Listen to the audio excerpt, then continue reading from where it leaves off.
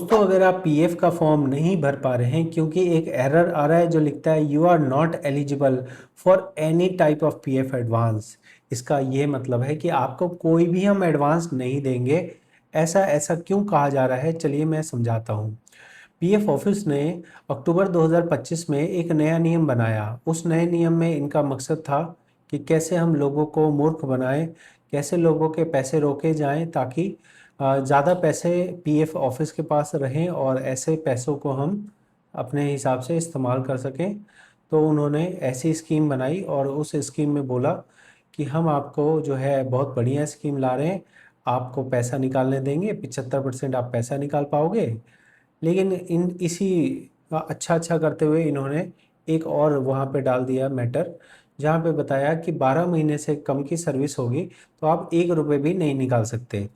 तो जो अभी आपको एरर देखने को मिल रहा था वो एरर यही कह रहा था कि आपको पैसा एडवांस किसी भी कारण से नहीं मिल सकता है।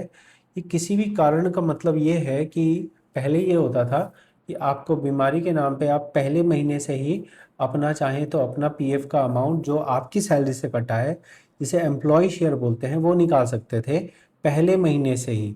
लेकिन अब उस पहले महीने से जो सर्विस आपको मिल रही थी उसको हटा दिया गया और कह दिया गया कम से कम 12 महीने की सर्विस होनी चाहिए। तो अगर 12 महीने इस एक आईडी में नहीं हुए हैं तो आप इसमें से फॉर्म 31 नहीं भर सकते हैं। अगर ये आपके पास छोटी छोटी आईडी हो, 4 महीने, 3 महीने, 2 महीने, तो आप सबको ट्रांसफ़र करके एक जगह कर लीजिए। अगर सब एक जगह होने के बाद 12 महीने से ज़्यादा हो जाएंगे तो आप पीएफ से एडवांस ले पाएंगे उस आईडी में से जो सबसे आखिरी में है। 4 महीने, 3 महीने, 6 महीने ऐसे करके जोड़ दिया सारा, और जोड़ के सारा लास्ट आईडी में आ गया। लास्ट आईडी में आ गया तो फिर आप अगर एडवांस निकालना हो तो आप एडवांस निकाल पाएंगे। और जब आप एडवांस उस टाइम पे निकालेंगे तो तीनों आईडी मान लो जोड़ी थी आपने, तो तीनों को जोड़ के जो पैसा बना उसका 75% आप ले पाएंगे।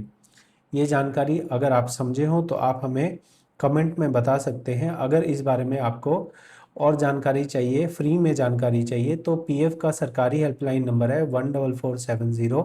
और अगर आप इस पर टच करेंगे तो पीएफ ऑफिस के आपको पूरी लिस्ट नज़र आएगी। आपका अगर मान लीजिए कंपनी आपकी रजिस्टर्ड है चंडीगढ़ में, तो चंडीगढ़ के ये नंबर दिए हुए हैं, लैंडलाइन नंबर, आप इन पे फ़ोन करके पूछ सकते हैं।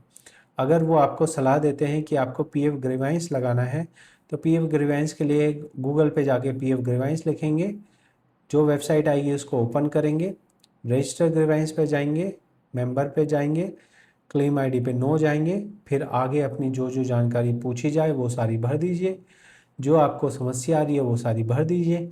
लेकिन ये चीज़ ठीक नहीं होगी, मैं इसे ठीक नहीं कर सकता।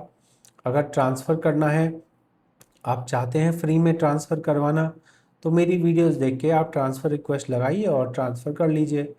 और अगर आप मुझसे ये करवाना चाहेंगे तो मेरी एक फ़ीस लगेगी, जो कि अगर आपका पैसा कम है तो आपके लिए देना शायद ठीक नहीं होगा। इसलिए आप चाहें तो साइबर कैफ़े व आसपास किसी से करवा सकते हैं, ठीक है।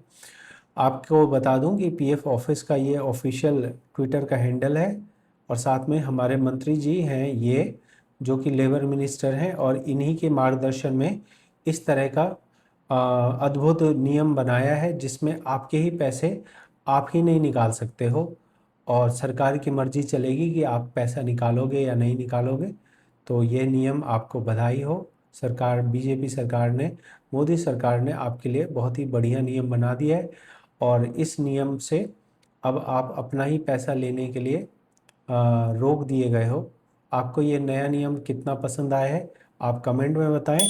और जब इलेक्शन आए तो ध्यान रखें कि आपको जो नियम बनाए गए हैं वो जिस सरकार ने बनाए हैं, आपको उस सरकार को अपना सोच समझ के वोट देना है। धन्यवाद। Are you looking for expert help with your Provident Fund?